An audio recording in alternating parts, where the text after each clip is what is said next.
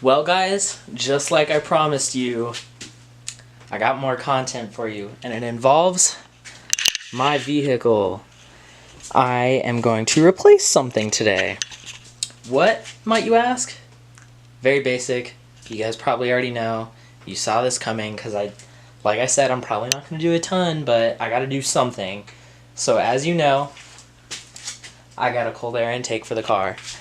I am going to install this for you guys today and show you how to do it on a 1995 Nissan Sentra GXE. So this is going to be an install video, and some of you guys may be asking yourself, wow, he knows how to install stuff on his car, performance, things like that. Absolutely not. I'm going to figure out just as much as you are. So let's take the journey together and figure it out. Alright, so as you can see, this is the regular filter right here. This is stock completely. There's nothing done to this motor at all. So this is the first filter. So what you got to do is you'll see these clamps, like down here, you'll see these. It's here, all the way back here. You can't really see it. I'll try and get a... I have no light, but there's one back here, and then there's one back here as well. And what you got to do is you just take those, unclip it, lift it up, and take the old filter out. That's really nasty. You just kind of set that off to the side.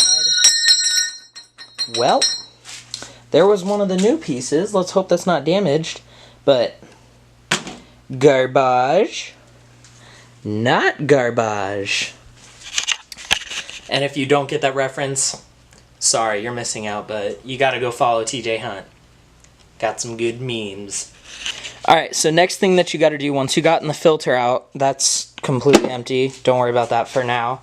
What you gotta do next is you need to locate where it connects to the engine and lets in all the air. And you'll see a clamp right here that goes around right here and right here. That connects the airflow from the engine itself to the filter. And what you want to do is you want to disconnect this one that's connected to the engine. And on most clamps, it'll usually be something that looks like this with a flat head, if it would focus. But it'll look something like that with a flat head. But for this car specifically, you'll see it... So just get a Phillips head screwdriver and unscrew it, because that's what you'll need for this one specifically. And do the one that is connected to the actual engine, not the air filter. You don't need to worry about that. So another thing that I just realized, I realized this before but I forgot to tell you, is that you have some hoses that'll connect from the actual filter, or not the filter, but the hose that runs through from the engine to the filter. And you have this one right here, you have this one that comes off over here, and then I think there's a third one down here somewhere. But what you're going to do is you'll see clamps that are connected here and here down there, and then you also have one there and there. You want to disconnect the ones that are, again, connected to the engine, and all those are just pinch clamps, so they're really easy to do, and you want to disconnect that once you disconnect that as well. And then I'll show you what to do after that.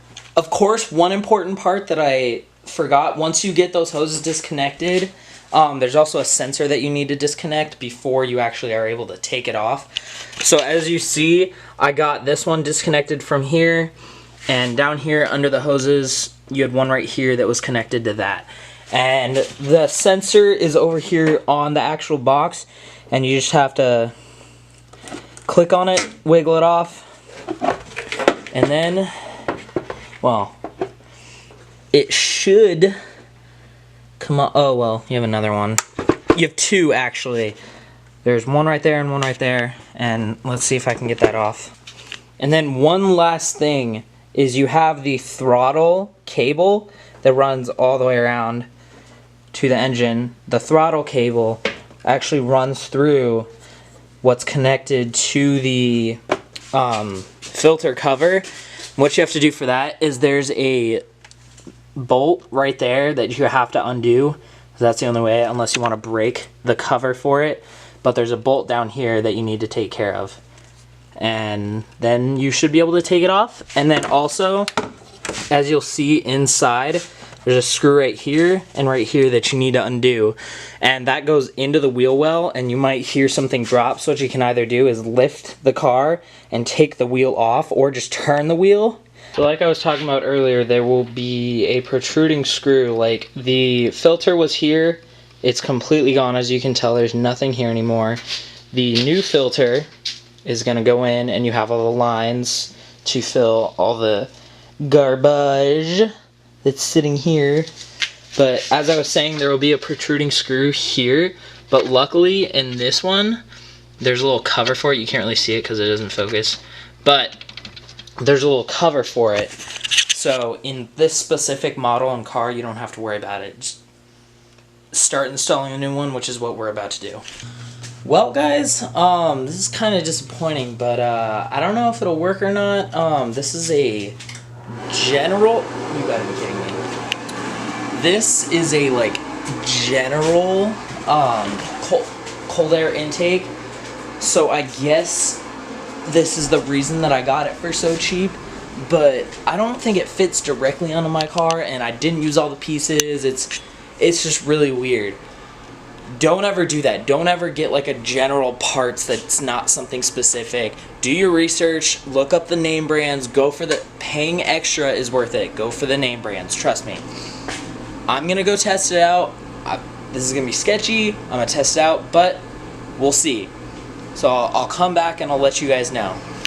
Well, I took it out for like less than a minute and it started bogging out on me, just So basically, I jerry-rigged it, and what I had to do was I had to put one of the old parts on it so that it connected up, because this one didn't have any like anything to connect it to the ECU, the battery, the engine, whatever. It didn't have anything to connect like the sensors or things like that to it. So I feel like that was a just a little bit of a problem. So I got that in, and that should be it.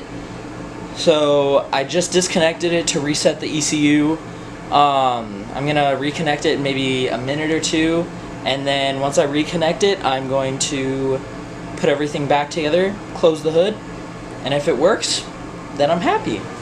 But let me show you like what I had to do to jerry-rig this. So as you can tell, this is the old part right here. This is new, and all these lines are new. But this is the old connection right here, this middle part.